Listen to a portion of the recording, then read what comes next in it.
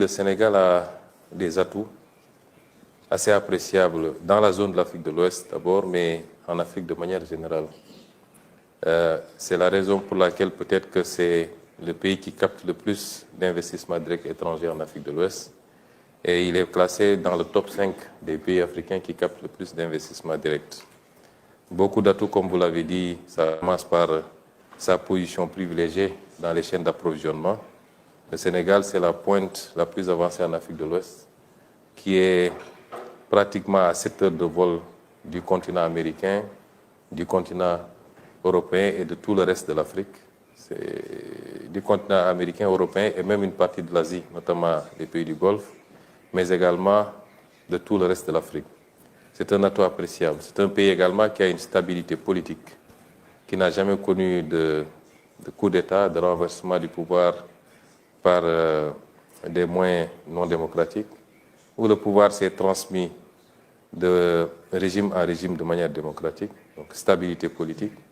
Un pays qui connaît également la sécurité, dans une zone africaine traversée aujourd'hui par malheureusement des crises d'insécurité. C'est un pays qui a une population relativement jeune, comme tous les pays d'Afrique. Les populations de moins de 35 ans varient entre 65 et 70%. C'est un pays qui est ouvert sur le reste du continent également. C'est autant d'atouts, en plus maintenant de ces atouts physiques. Aujourd'hui, il y a énormément de ressources naturelles qui ont été découvertes au Sénégal. Et ce que je voudrais dire aux investisseurs, c'est investir au Sénégal, c'est pas aller à l'aventure.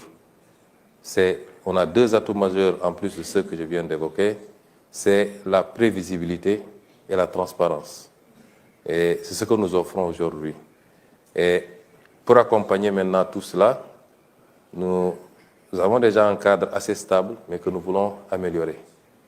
Un paquet de réformes va être lancé, on a commencé d'ailleurs, les réformes fiscales, notamment et douanières, les réformes de l'environnement des affaires avec le Code des investissements, la réforme du Code des investissements qui est en chantier, la réforme foncière, les réformes des différents instruments, Code minier, Code pétrolier également, la modernisation de l'administration par la digitalisation pour rendre les procédures beaucoup plus rapides. Un paquet de réformes va accompagner la vision 2050 que nous avons déjà élaborée pour rendre le cadre toujours beaucoup plus attractif.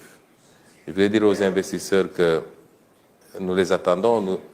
On a beaucoup d'investisseurs déjà qui manifestent leur appétit, en plus de ceux qui sont déjà au Sénégal.